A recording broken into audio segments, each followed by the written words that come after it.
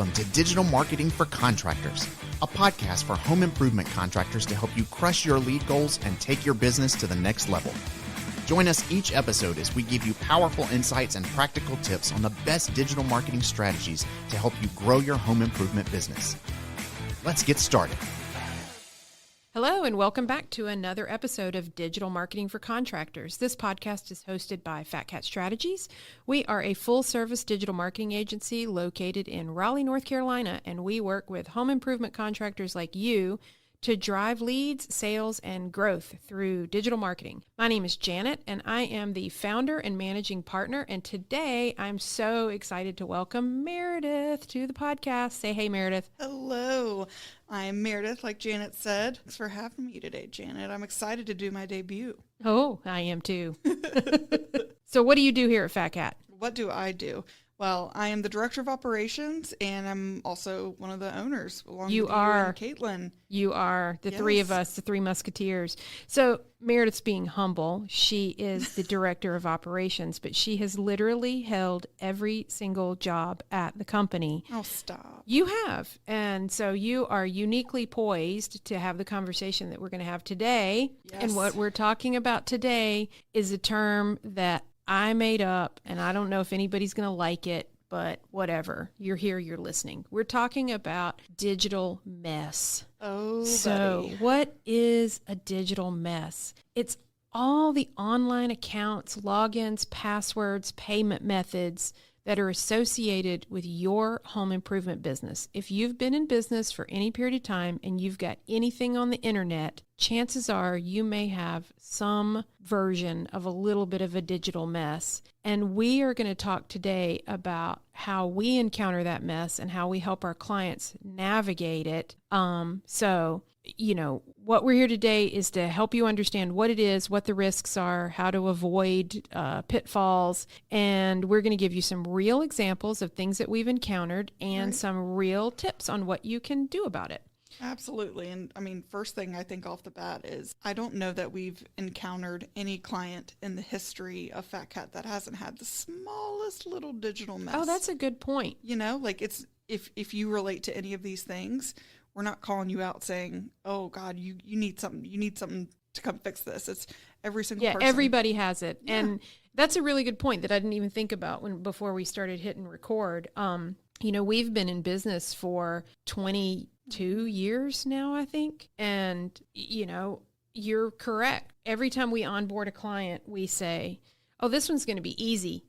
Famous last words. Famous last words. And then we usually end up running into something. Exactly. So let's go through some of the examples. Yeah. Let's see. One example I can think of, and by the way, listener, every single example we're about to talk about is real. It's happened with a real client. Real life. It's not made up, and we had to figure out how to navigate it. So the first example is a company up and running in business for, 5+ years, started by two partners, and the partners decide to part ways. It's like a little business divorce. Yeah. So I know you remember this one, Meredith. I What were do. some of the things that happened under the umbrella of digital mess? Yeah.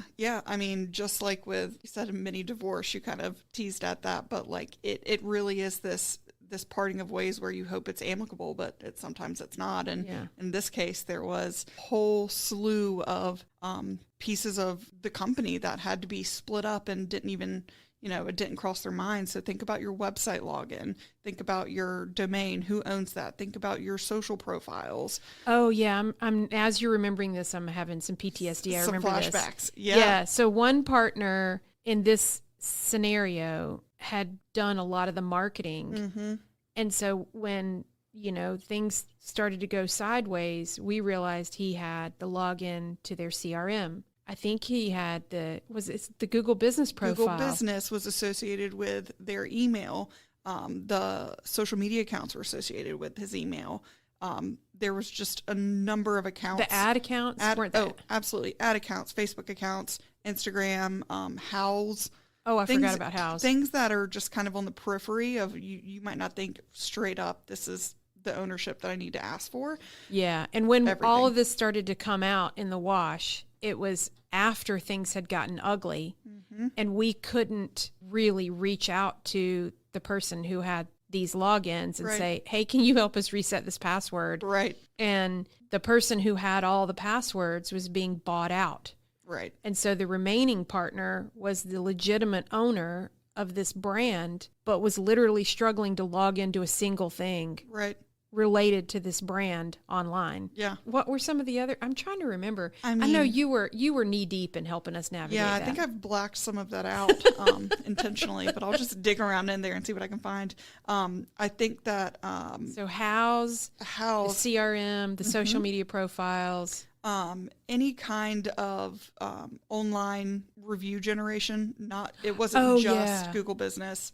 Think BBB, even outside independent review gathering sources. like a Bird Eye. Like a Bird Eye, exactly. That login. Exactly. Yeah. And the domain name. And the domain name. The website hosting. I think that was the one thing that we already had, firm access to. Because we had helped migrate it. Yeah. Exactly. But all of these things are things that you would not necessarily think about if you had to sit down and write a list. So one of the things that we had to do as their partner to help them out was, as we went through our day-to-day, started logging what is every piece of software that we touch. As we went through the day, here's we didn't think about having to log into Houzz until we had to log into Houzz. Exactly. And then we're like, man, we don't have to log in and we can't ask the person who does. Exactly. So, if you do run into that kind of situation, if unfortunately, or maybe it's for the best, you part ways with your business partner, or maybe that's on the horizon, make sure that you're going through these steps to be proactive. Yes. So kind of jump into the solution. But yeah. I mean, I love it. So, I don't believe you enter a business partnership with somebody on day one and think, oh, let's go ahead and map out what it's like to leave. But maybe that is part of the solution. If you are thinking of starting a new business and you're listening to this podcast and you're going to go into business with a partner, there's all the financial components and the legal components. We are not those experts. We're marketing people, but we're here to tell you that usernames and passwords are real things. Absolutely. And if one partner is the one who typically does that, the day that person leaves, if it's an amicable split, go ahead and have that conversation when you are starting the conversation about, I think we're not going to be in business anymore. So you can, brainstorm, let's look at all the places you have logins. Right. And it kind of minimize, coming back to the digital mess that is all of your logins and your usernames, when they're all different and when they all have different owners, that just makes the mess harder to clean up. Yeah. Think about it like your house. When you have things spread out all over the place, it's the same kind of mess. You need to make sure you can consolidate it. And your business partner, you splitting ways, that's just one of the many instances that we've come across. I mean... Yeah.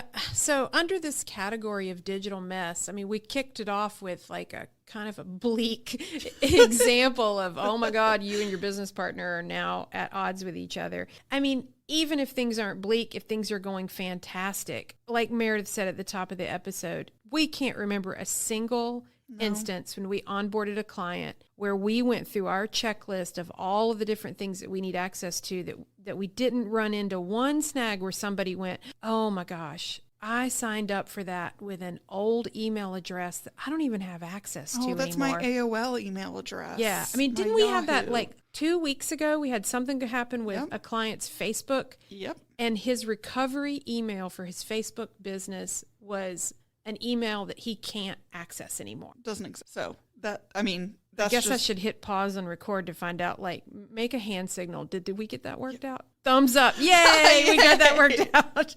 How did we get that worked out? Magic. Okay. We'll just leave it at magic. That's all you need. It'll be in some secret show notes somewhere where Meredith tells me how we actually unlocked a Facebook business profile that was associated with an address that... Spooky. Exactly. Too bad this isn't a Halloween episode.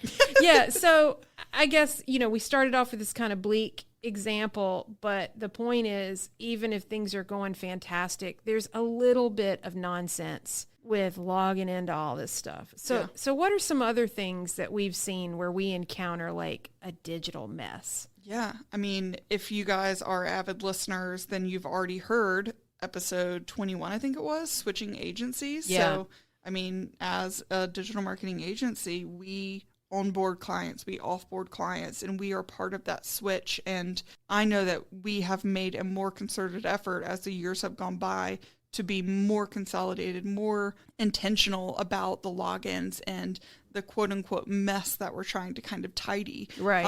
So, when you're switching agencies, we have clients come to us where the agency is super excited to work with us and really gracious, and, they're great through the handoff. They have everything organized and ready to go. But a lot of times that's not the case. And there's a lot of digging and diving around. Yeah. And what it ends up being is the start of a new relationship where we're excited to be their partner.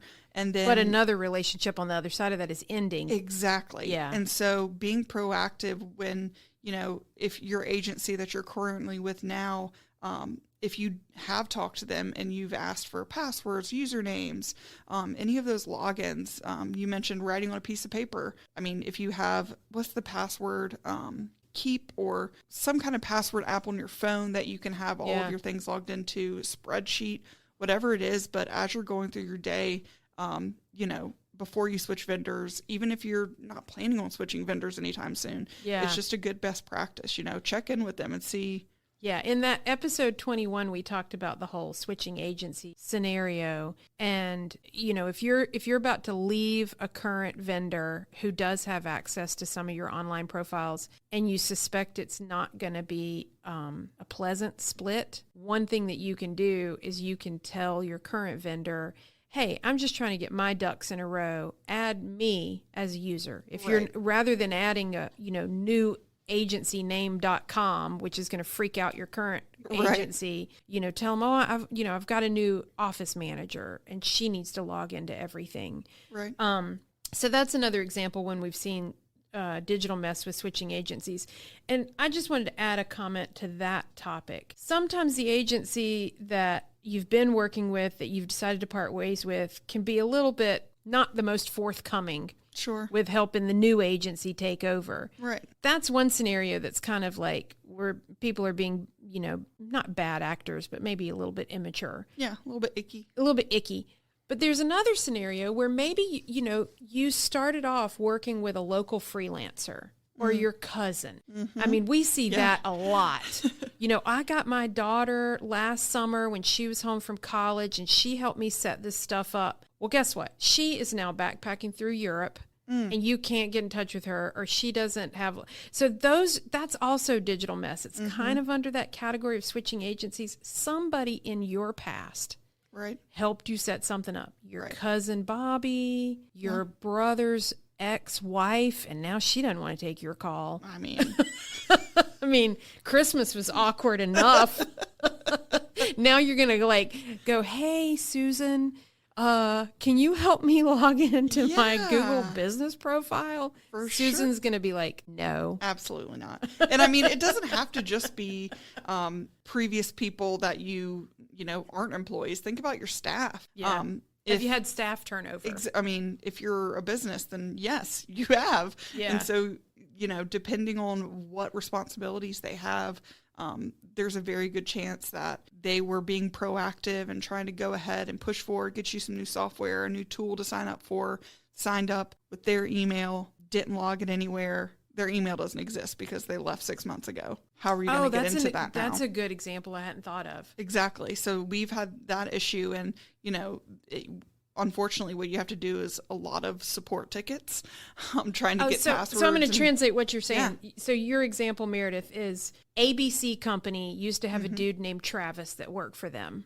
And so his email was travis@abccompany.com. And Travis left. But while Travis was there, he was super excited about the internet and signed up for 5 different things using travis@abccompany.com. And then when he left, you shut that email down. Exactly. And that's the email that you need to retrieve the passwords with. Exactly. And that is what you find out 4 months after you've deleted the email. Or 6 months. You're like, bye, Travis. Good luck on your journey at your next job. Exactly. And so now you're left with this, unfortunate task of trying to figure out, A, what kind of support does the software have? B, Is there any way we can recover the email? Right. It's just unnecessary mess if you can avoid it. We recommend putting that in your offboarding. I mean, oh, that's a good idea. Offboarding for staff. Exactly. To ask them like, hey, while you're doing your exit interview or in the week leading up to their 2-week notice, right. Make it a task for them to document everything that they log into on a regular basis and Right. update that email address from theirs to something more generic, Right. like marketing@yourcompany.com. Exactly. And that's another way that That's a really good idea. we- Staff offboarding. exactly Yeah. as an agency, and I imagine with any company it would be the same. If you have a more central email address that you can sign up for the majority of your softwares and tools, as long as there isn't something sensitive financially or anything Yeah. like that on it, having one central email to use as a username and login can help you prevent these little straggler logins that contribute to this Digital more mess. overwhelming mess. Exactly. Oh, I had another example that we've had happen. We manage clients' websites, and the worst day at work is, oh my God, a website is down. And then starts the investigation of what caused it.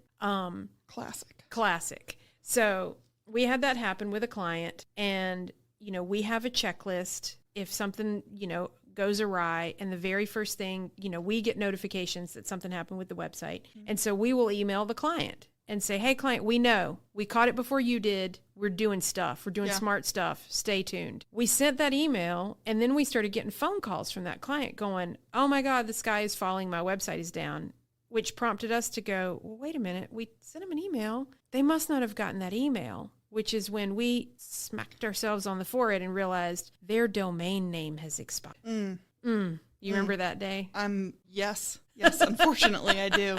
And that's not something that we necessarily have control over. I mean, No. you listener, bought your domain name way before you hired an agency. That thing is in your name with your credit card. And isn't that what happened? The credit card expired? Exactly. And that is something that, that's next level organization. Yeah. If you can have the expiration date of every credit card on every account. If you're listening and you track that, kudos. Yeah. You're in the, how do percentiles work? The 99 percentile? Yeah. Yeah. Okay. Yeah, I was going to say the 1 percentile, but you don't want to be there. Probably not.